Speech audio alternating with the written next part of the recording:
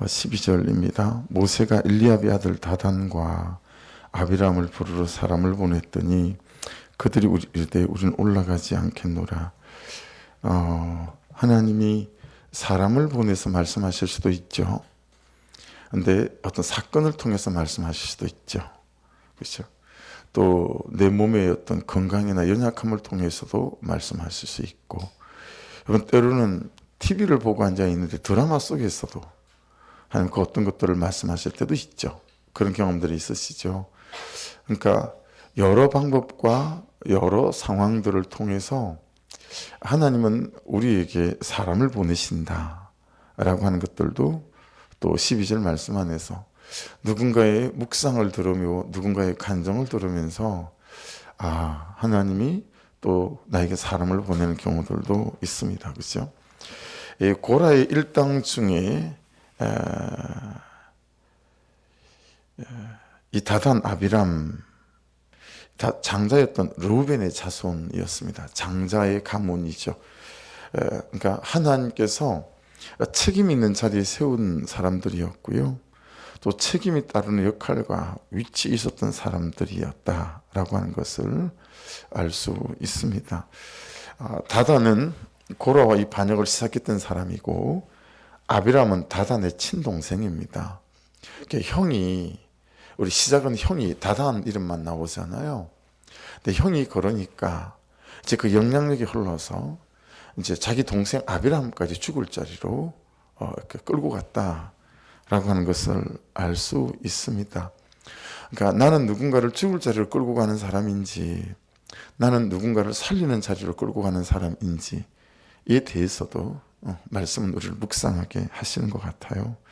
결국은 250명의 반역의 무리를 이끌었던 그런 리더십이 형 다단도 그리고 동생 아비람도 했다라고 하는 것입니다. 이 형 다단의 이름의 뜻은 원천, 샘, 이런 이름의 뜻을 가지고 있어요. 그리고 아비람은 나의 아버지는 고귀하신 분이시다, 이런 이름의 뜻을 가지고 있습니다. 그러니까 그들의 삶이 그들의 이름을 따라가지 못했다라고 하는 것을 알 수 있습니다. 그렇죠? 오히려 여러분 이 다단 같은 경우에는 반역의 원천이었고 또 셈이었던 삶을 살게 됐죠. 여러분 신앙은 하나님과 1대1이죠. 단독자 대 단독자입니다. 어느 누구가 대신해 줄 수 없습니다. 그러니까 아버지는 고귀하신 분이시다, 그런 이름을 갖고 있으나, 그렇죠? 아버지의 신앙이 내 신앙이 될 수 없죠. 여러분의 신앙이 여러분의 자녀의 신앙이 될 수도 없고요. 그렇죠? 교회의 신앙이 내 신앙일 수도 없죠. 그래서 여러분 이제 그런 경우들이 있습니다. 이렇게 부목사님들을 만나보시면 큰 교회 부목사님들에게 그런 병이 있어요. 그래서 마치 자기가 그 큰 교회의 담임 목사님인 것처럼 그렇게 교만하고 뻣뻣한 분들 사실은 되게 많이 있거든요. 근데 성도들도 그래요. 그 교회의 신앙이 자기의 신앙인 줄 착각해요. 그렇지 않거든요. 여러분, 그냥 신앙은 하나님 앞에서 단독자 대 단독자로 1대1의 관계다. 그래서 절대로 묻어가면 안 되고 치맛자락 붙잡고 갈 수가 없는 것이 구원이다 라고 하는 것 아니겠어요? 그래서 내가 인격적으로 하나님을 만나야 하고, 내가 인격적으로 말씀 앞에 내가 서야 하고, 그리고 내가 인격적으로 말씀 앞에 반응하고 내가 대답하고 내가 순종해야 한다. 그래서 오늘 말씀 17절 한번 보시겠어요? 너희는 제각기 향로를 들어야 됩니다. 제각기란 단어가 나오죠. 그리고 그 위에 향을 얹고 또 보세요. 각 사람이 그 향로를 요 앞으로 가져와. 각 사람이 되어 있죠. 18절도 가보시겠어요? 그들이 제각기 향로를 가져다가, 하나님 앞에서 여러분 하나님이 1대1로 단독자 대 단독자로 우리를 보시고 또 우리를 심판하신다라고 하는 것을 알 수 있습니다. 하나님께서 이스라엘 지도자로 세운 모세가 부르는데 그들은 우리는 올라가지 않겠노라 그렇게 말하죠. 그러니까 여러분, 이제 이 사람들 안에 어떠해요? 그들의 마음이 정말 이제 굳었어요. 그죠? 예. 양심이 화석화되어졌어요. 신앙이 화석화되어졌어요. 이제 여러분 무서운 게 없어요. 하나님도 무섭지도 않고 말씀이 무섭지도 않아요. 왜 그랬는지를 잘 따져보셔야 합니다. 왜 그랬을까? 왜 그랬을까요? 모세가 옳지 않고 자기들이 옳다라고 생각했기 때문에 그래요. 여러분, 옳고 그름으로 접근하시잖아요. 그러면 하나님이 무섭지 않습니다. 옳고 그름으로 접근하면 말씀이 하나도 무섭지 않아요. 왜 그래요? 내가 옳고 그는 틀렸다라고 생각하기 때문에 그래요. 그러면 여러분, 아무리 말씀해도 들리지 않습니다. 그래서 말씀을 대석하는 거예요. 예. 여러분, 잘 적용점을 찾아보셔야 됩니다. 요즘 말씀이 말씀하심에도 말씀이 뭐라고 하시는지 들리고 알겠음에도 불구하고 내가 올라가지 않겠노라 하고 뻗팅기고 있는 게 뭐가 있는지 있을 수 있겠죠. 우리 각 사람이 뻔히 알아요. 하나님의 뜻이 뭔지. 그렇죠? 근데 올라가지 않겠노라. 그리고 자꾸 그냥 멈춰 있거나 내 갈 길을 가려고 하는 거죠. 왜 그렇게 된다고요? 왜 말씀이 무섭지 않다고요? 왜 하나님을 무서워하지 않는다고요? 내가 옳다라고 생각하기 때문에 그렇습니다. 옳고 그름으로 접근하게 되면 그럴 수밖에 없습니다. 자, 그리고 시작되는 게 뭐죠? 13절, 14절이에요. 13절, 내가 우리를 적과 꿀이 흐르는 땅에서 이끌어내어 광야에서 죽이려 하며 어찌 작은 일이기에 오히려 스스로 우리 위에 왕이 되리 하느냐. 자, 옳고 그름을 딱 따져보니까 모세보다 자기들 옳은 거죠. 14절, 이뿐 아니다.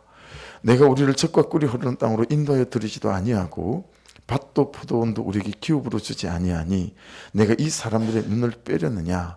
우리는 올라가지 아니하겠노라. 여러분, 갈등이 있고 다툼이 있고 불순종이 있는 곳에 반드시 있는 게 세 가지가 있어요. 오늘 말씀을 보면 첫째 뭐겠어요? 옳고 그름의 따짐이 있어요. 갈등이 있고 다툼이 있고 불순종이 있는 곳을 잘 들여다보십시오. 그러면 반드시 옳고 그름의 따짐이 있어요. 두 번째 뭐겠어요? 불평과 원망이 있어요. 세 번째 뭐겠어요? 정죄와 판단이 있습니다. 따졌으니 내가 이제 정죄해야 되잖아요. 따졌으니 이제 내가 판단해야 되잖아요. 그렇죠? 그리고 마지막으로 따라오는 게 한 가지 더 있다면 결론적인 게 뭐겠어요? 불순종하는 거죠. 내 하고 싶은 대로, 내가 옳다 여기는 대로 아무리 말씀이 말씀해도 그냥 내 갈 길을 가는 거죠. 여러분, 한 5가지가 되는데요. 13절, 14절을 보면 13절을 먼저 다시 보세요. 첫 번째는 내가 우리를 적과 꿀이 흐르는 땅에서 이끌어내어 광야에서 죽이려 한다. 두 번째, 이게 얼마나 큰일인데 너는 그런 잘못을 저질러 놓고도 네가 뭐가 잘났다고 우리 위에 스스로 왕이 되려고 하냐? 넌 정말 너를 못 본다. 이 얘기하는 거예요. 여러분, 정말 지극히 우리가 하고 살아가는 딱 그대로 아닙니까? 이 사람들이 하는 게. 여러분, 그들이 모세에게 하는 말의 진의가 무엇입니까? 진짜 뜻이. 모세, 너는 정말 네 죄를 볼 줄도 모르고 네 죄를 알지도 못하고 이 죄를 인정도 안 하는 것 같구나. 이 얘기하는 거예요. 그렇죠? 그 근거로 제시하는 게 뭐죠? 내가 우리를 적과 꿀이 흐르는 땅에서 이끌어내어서 광야에서 죽이려 한다는 거예요. 오히려 애굽이 적과 꿀이 흐르는 땅이라고 생각하고 적과 꿀이 흐르는 가나안 땅에 들어가지도 한편으로는 못하게 한다라고 하는 그런 얘기들을 하는 거예요. 자, 여기서 여러분 우리 팩트를 살펴보십시다. 사실을. 지금 이스라엘 백성들이 적과 꿀이 흐르는 가나안 땅에 들어가지 못하고 광야에서 죽어가고 있는 이유가 누구의 불순종 때문이죠? 지금 민수기 16장이에요. 우리가 민수기 13장과 14장을 지나왔죠. 13장의 말미에는 뭐가 나오죠? 10명의 정탐꾼이 가나안 땅을 40일 동안 정탐하고 와서 그 땅 못 들어간다. 안악 자손이 있고 우리는 메뚜기고 헤브론 땅은 너무 강력하고 여러분 그러면서 모든 이스라엘 백성들의 마음을 죽이죠. 그리고 그들이 200만 명의 텐트 바깥으로 나와서 밤새 통곡하고 울면서 여러분 이제 우리는 끝났다 하죠. 그게 민수기 13장 마지막 부분이고 그렇게 연결되어지는 것이 14장 1절로 6절까지예요. 그리고 지금은 민수기 16장입니다. 그러니 팩트를 살피면 그들을 적과 꿀이 흐르는 가나안 땅에 들어가지 못하게 한 사람이 누구 때문이죠? 자기들 때문이에요. 그렇죠? 그러니까 여러분 잘 보세요. 안 되는 건 다 남 탓이에요.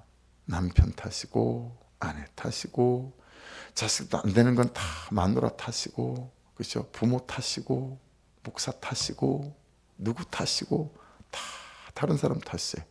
잘 되는 건 그러면 다 내 탓이에요. 그나마 내가 이러고 있으니까 이만큼 사는 거야. 그만큼 내가 받아내줬으니까 이러고 있는 것이 너 내 아니었으면 이 가정 내 아니었으면 이 공동체 내 아니었으면 이 회사 나 아니었으면 우리가 다 그렇게 제잘난 맛에 살아요.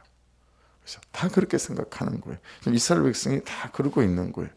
여러분 그러니 정작 자기 죄를 몰라요. 정작 자기 죄를 볼 줄도 몰라요. 그렇죠? 정작 자기 죄를 인정하지도 않아요. 우리가 그러고 살아가는 거예요.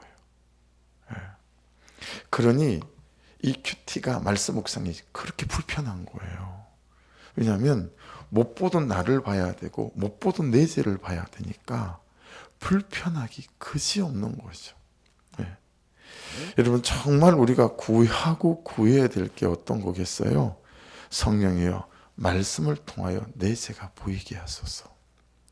말씀을 통하여 좀 나를 보게 하소서라는 거예요. 나를 볼 수 있는 눈, 내가 어떤 지경에 이르고 있는 사람인지를 보는 눈, 내 악함과 교만과 내 주장이 얼마나 세고 강하고 그런 사람인지 보는 눈. 성령의 말씀을 통하여 나의 죄됨과 악함과 불순종을 인정이 좀 되게 하소서. 여러분 이 한 세 가지 기도는 정말 우리가 날마다 해야 되는 기도이다라고 싶어요. 그러지 않으면 이스라엘 백성들처럼 이럴 거예요. 자기 죄들 때문에 이런 현실이 벌어졌음에도 불구하고 모세 너 때문에 우리가 가나안 땅에 들어가지 못하고 있는 것 아니냐. 너는 왜 네 죄를 보지를 못하니? 라면서 여러분 그냥 온 삶을 갈등의 국면으로 싸움의 국면으로 밀어넣고요. 서로 네 때문이다. 서로 네 잘못이다. 서로 네 죄를 네가 좀 봐야 된다. 이러고 우리가 있는지 모를 일이다라고 하는 거죠. 내가 나에 대하여 볼 때는 현미경을 들고 남에 대하여 볼 때는 잘 보이지 않는 만원경을 들어야 하는데 우리는 항상 반대로 살잖아요. 나에 대해서는 보이지도 않는 만원경을 들고요. 남에 대하여는 현미경을 들고 들여다봅니다. 현미경을 들고. 그래서 한편으로는 도움이 돼요. 이런저런 지적하는 거, 지적 들으면 진짜 도움이 되죠. 도움이 되는데 한편으로는 참 안타까움이 있습니다. 참 안타까움이 있습니다. 자기는 전혀 들여다보지 못하고 주부의 맞춤법 하나 맞지 않는 거, 주일날 파포인트 띄우는 거기에 철자 하나 맞지 않는 거, 문법 하나 띄어쓰기 하나 맞지 않는 것 때문에 은혜를 못 받겠다라는 거예요. 여러분 참 안타까움이 있어요. 안타까움이 있어요. 여러분 나에 대한 현미경을 들여다보시고요. 남에 대해서는 만원경을 들고 들여다보는 은혜가 저와 여러분에게 있어야 되겠다 싶어요. 여러분 돈이 있어야 열심히 살아야 인생이 열리는 줄 아는데 안 그렇습니다. 말씀으로 내가 나라는 사람을 직면하고 내 죄가 보일 때 여러분 인생이 풀리고 관계가 풀려요. 그런 내가 인정이 될 때 나라는 사람의 인생에 하늘이 열리는 역사가 나타난다 라고 하는 것을 깨닫게 되었습니다. 그래서 여러분 14절 말씀이 그 말씀입니다. 보세요. 14절 내가 우리를 젖과 꿀이 흐르는 땅으로 인도하여 들이지도 아니하고 밭도 포도원도 우리에게 기업으로 주지 아니하니 내가 이 사람들의 눈을 빼려느냐. 여러분 딱 말씀이 해석되고 연결되지 않습니까? 진즉 그들은 눈이 있으나 보지 못하는 사람들이에요. 뭘 못 보죠? 다른 사람들의 그죠? 악함과 불순종과 죄는 보는데 자기 죄는 보지 못하는 눈. 그래서 내가 이 사람들의 눈을 빼려느냐 그렇게 말해요. 예. 그들은 눈이 있어도 내 권리만 보고 내 주장만 볼 줄 아는 눈이에요. 달고는 다니지만 나는 못 보는 눈이에요. 내 죄는 못 보고 남의 죄만 보는 눈이에요. 그래서 지금 이스라엘 백성이 모세한테 우리한테 지금 이 눈을 빼서 네 잘못을 못 보게 하려고 그러는 거야? 이렇게 말하고 있는 거예요. 어이가 없잖아요. 그렇죠? 근데 여러분 참 제가 이러고 산다는 걸 진짜 인정이 되고 고백이 됩니다. 여러분은 어떠십니까? 문제는 있잖아요. 문제는 누가 먼저 할 것인가입니다. 항상 그렇습니다. 문제는 누가 먼저 내 죄를 보고 누가 먼저 내 죄를 인정할 것인가 여기에 있어요. 그러니까 여러분 저하고 여러분이 먼저 시작하는 사람이 되어야 되겠는데 이게 참 쉽지가 않은 것 같아요. 예. 그래서 여러분 한번 돌아보십시오. 여러분에게는 어떤 다툼이 생겼을 때 미안해요 라는 말 하십니까? 두 번째, 여러분이 먼저 내가 미안해요. 근데 여러분 이 세 번째가 뭐냐면 사실은 내가 잘못한 게 없을 때라도 그렇죠? 이 다툼의 국면과 싸움의 국면으로 끌고 온 내 죄를 보고 그냥 내가 미안해요 라는 말을 먼저 하는 사람인가라는 거예요. 누가 먼저 할 것인가가 너무 중요합니다. 나부터 끊어내는 사람이 될 것인가 아니면 계속 이런 상황을 그를 보면서 계속 그냥 이렇게 머물게 만들 것인가. 여러분 간혹 계곡 같은 데 가보시거나 가보면 내려왔던 물을 계속 그냥 돌게 하잖아요. 그죠? 계속 거기서 돌아요. 근데 그 가슴이 그 인생이 나의 인생이 계속 다른 쳇바퀴 돌듯이 거기서 도는 경우가 많거든요. 그렇죠? 왜 도는지 생각해 보셔야 돼요. 나부터 먼저 내가 죄인이요라고 끊어내지 않아서 그래요. 그러면 계속 도는 거예요. 예, 예, 계속 도는 거예요. 그렇죠? 그래서 여러분 사도행전 9장 18절 잘 아는 말씀이죠.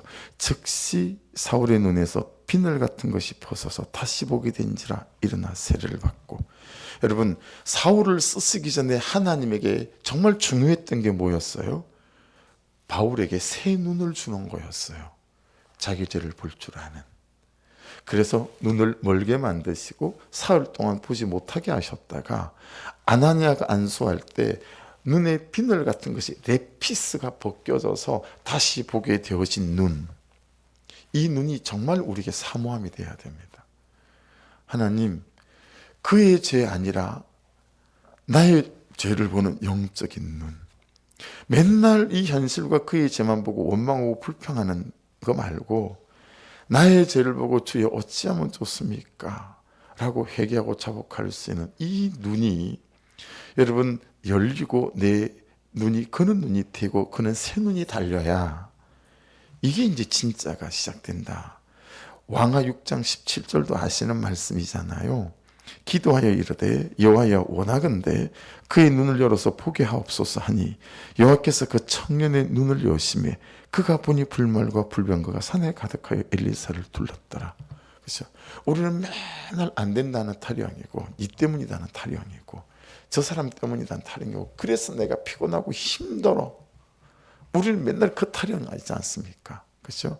근데 여러분 이 청년이 그랬거든요. 죽었다 이제.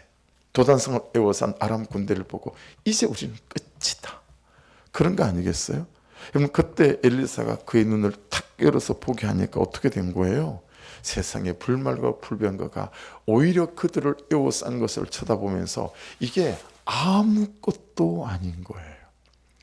여러분 눈이 열려서 내 죄가 보이고 여러분 은혜가 나를 만지면 여러분, 그래서 내 죄가 인정이 되어서 그 앞에 무릎 꿇고 미안해요, 나 때문에 그래요 라고 하면, 여러분, 그게 바로 불말과 불병거가 내 문제와 내 가정을 휘어싸는 것과 똑같은 겁니다. 아무것도 아니에요. 근데 그런 불말과 불병거를 영적인 작용으로 하늘의 언어로 착각한다라는 거예요. 아니에요. 그건 하늘의 언어가 아니에요. 땅의 언어예요.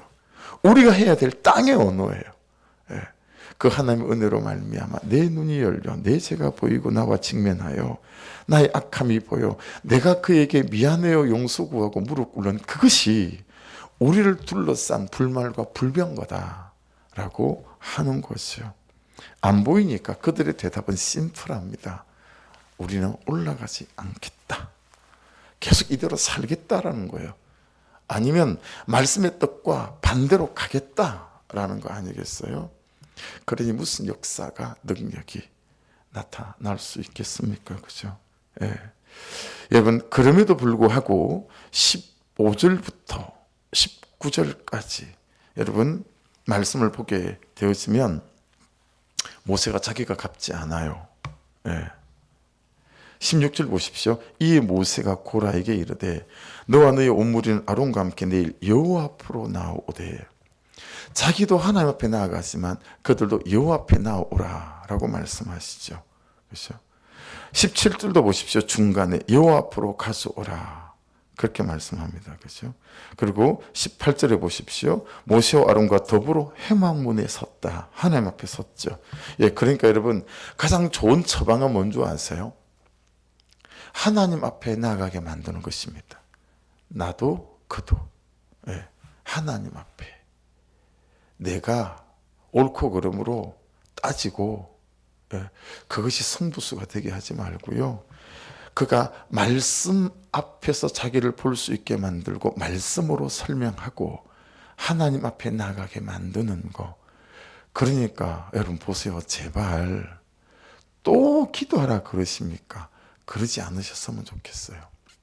또 큐티하라 그러십니까? 그러지 않으셨으면 좋겠어요. 또 예배하라 그러십니까? 그러지 않으셨으면 좋겠고, 또 작정해서 기도하라 그러십니까?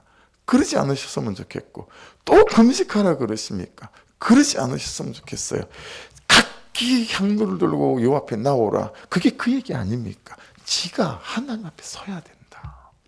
이 문제를 하나님 앞으로 가져가야 된다. 이 원망과 불평을 하나님 앞으로 가져가야 된다. 거기에 길이 있다, 답이 있다. 그 얘기하고 있는 거 아니겠어요? 근데 왜 그렇게 말씀을 드리면 그것을 그렇게 받아들이는지 안타까움이 있는 것 같아요. 네. 여러분 19절 보십시오. 고라가 온 회중을 회막문에 모아놓고 그 두 사람을 대적하려 하매, 오히려 여러분 하나님 앞에 나왔는데 고라가 대적하려 그래요. 근데 여호와의 영광이 온 회중에 나타나십니다. 여러분, 자, 하나님 앞으로 가져갔더니 어떻게 됐어요? 어제 말씀 기억하시죠? 하나님께서 나서십니다. 하나님께서 나서세요. 우리가 우리의 신앙생활과 삶에서 가장 잘 안 되는 싸움이 어떤 싸움이라고 그랬죠? 하나님께서 나서시게 하는 것이다 그랬습니다. 그렇죠? 오늘 본문도 하나님이 나서시잖아요. 근데 우리는 맨날 내가 나서려고 한다. 내가 잘잘못을 따지고, 그래서 넌 이래야 돼. 그래서 우리는 이런 결정을 해야 돼. 그래서 우리는 이런 결론을 갔어야 돼. 우리가 항상 그렇게 살아가잖아요. 방법도 내가 만들고 생각도 내가 만들어내고 계획도 내가 만들어내고, 그래서 내 방식, 내 방향, 내 상식대로 결정하는 거. 그리 되면 안 된다라고 어제도 우리가 이 말씀을 나누었습니다. 그래서 다 할 말이 있겠지만, 그죠? 그 할 말이 있는 거 내려놓고, 그죠? 하나님께서 내 인생에, 우리 가정에, 우리 공동체에, 내 사건 속에 나서실 수 있도록 여러분 하나님 앞에 가져가시고 하나님의 말씀 앞에, 기도와 예배 앞에 서시는 저와 여러분 될 수 있기를 주의 이름으로 축복합니다. 그래서 참 귀하신 것 같아요. 이 새벽을 깨우면 이러든 저러든 새벽을 깨우시고 이러든 저러든 큐티하시고 말씀 앞에 서시는 모습이 너무 귀하신 것 같아요. 여러분, 내 인생에, 내 갈등에, 내 싸움에 엎드렸더니 사람 안 찾아가고 하나님 찾아갔더니 말씀 앞에 섰더니 하나님께서 나서시더라. 너무 억울했지만, 너무 분하지만, 너무 말씀이 나를 공공해 주는 것 같지 않았지만, 그 말씀이, 그렇죠? 내 형편은 하나도 해를 주지 않는 것 같았지만, 그래도 말씀이 말씀하시는 대로 적용하고 순종을 했더니 세상에 하나님이 나서시고 하나님이 뛰어들어오시고 개입하셔서 이런 역사가 나타났어요 라고 고백할 수 있는, 여러분, 이 모세의 삶이 저와 여러분의 삶이 되어지는 은혜가 있기를 주의 이름으로 축복합니다. 그래서 우리가 오늘도 이 말씀 앞에 섭니다. 그래서 이 안 되는 나, 이 안 사라지는 나를 붙잡고 또 애통해하는 것입니다. 하나님, 참 제가 안 됩니다. 하나님, 참 제가 안 사라집니다. 그래서 어떻게 하면 좋죠? 라고 또 이 불신종 덩어리를 또 하나님 앞에 그냥 꺼내 놓는 것이요. 그렇게 반역하는 모세, 그 고라에 대해서 여러분 20절 보십시오. 여호와께서 모세와 아론에게 말씀하여 이르시되 너희는 회중에서 떠나라. 내가 순식간에 그들을 멸하느라 싹 다 죽이시겠다는 거죠. 그랬더니 여러분 22절 보세요. 그 두 사람이 엎드려 이르되, 다시 엎드립니다. 다시 엎드립니다. 네, 오늘 제 큐티 제목입니다. 다시 엎드리자. 다시 엎드리자. 10번, 100번, 1000번이라도 다시 엎드리자. 네, 나를 위해서도 다시 엎드리고, 내 자녀를 위해서도 다시 엎드리고, 안 되는 나를 붙잡고 다시 엎드리고, 이렇게 불순종 덩어리 나를 붙잡고 다시 엎드리고, 그를 위해 다시 엎드리고, 다시 엎드리자. 이게 이제 오늘 큐티 제목이고, 저를 참 뼈아프게 만들고 회개하게 만드는, 정말 부족한 저를 보게 만드는. 그런데 우리는 다시 엎드리지 않고 다시 원망하잖아요. 다시 엎드리지 않고 다시 싸우잖아요. 그때 했던 얘기 또 하잖아요. 그죠? 그때 엎드린 것처럼 또 엎드려야 되는데 그때처럼 또 싸워요. 이거 반복하다가 인생을 다 보낼 생각인가 봐요, 우리는. 그죠? 다시 엎드리자. 여러분, 자꾸 사람에게 말하지 말고 사람 찾아가지 마시고, 옳으니 그르니 따지지 마시고 다시 엎드려야 합니다. 다시 엎드려야 합니다. 다시 엎드리잖아요. 그래서 이 영혼에 대해서 마음을 놓지 않잖아요. 오늘 목장별로 저 밑에 크게 전지에다가 목장에서 각 사람들이 누구와 누구를 이렇게 기도풀에 넣었는지 또 초청 대상자로 만들었는지 그걸 다 이제 만들어서 붙이려고 해요. 제대로 해보려고 해요. 뭐 저렇게까지 하시나, 여러분 그렇게 생각하지 마시고 그냥 같은 마음을 좀 품어주셨으면 좋겠어요. 이 1년을 지나가며 정말 한 사람이라도 초대해서 좀 말씀을 듣게 하는 여러분들이 우리 교회가 좀 됐으면 좋겠거든요. 오늘 보세요. 다시 엎드리며 이 영혼들을 주님 앞에 올려드리지 않습니까? 그죠? 예, 그래서 너무너무 전도풀을 대충 하셨어요. 다 대충 하셨어요. 그래서 참 영혼에 대해 마음에 대해서 여러분 좀 마음을 품으셔서 그냥 내 가족 중 친구 중 내가 다니는 금촌 주변에 뭐 가게며 식당이며 참 적으시고 그들 위해서 중보하고 기도하다가 그날 그렇게 좀 한 분이라도 두 분이라도 초대하는 살리는 일들이 있으면 좋겠었거든요. 여러분 다시 엎드리시는 저와 여러분 되기를 주의 이름으로 축복합니다. 기도하겠습니다. 오늘 말씀 붙잡고 하나님, 내 인생이 다시 원망하고 다시 싸우지 않고 다시 엎드리며 내 죄를 보고 다시 엎드리며 내 가슴을 치며 하나님, 이 모순 덩어리, 이 불순종 덩어리 이거 저 어쩌면 좋습니까? 왜 이렇게 제가 안 됩니까? 라고 주께 나아가는 그런 인생 되게 하여 주옵소서. 중보해 주십시오. 우리 선교사님들 중보해 주십시오. 이번 11월에 초청하는 주간에 정말 우리 온 성도들이 한 사람이 한 영혼을 초대하고 복음을 듣게 하고 참 영혼의 아버지 하나님 은혜 때를 전하는 그것도 중보해 주시기를 부탁을 드립니다. 우리 주여 한번 부르고 같이 기도 시작하십시다.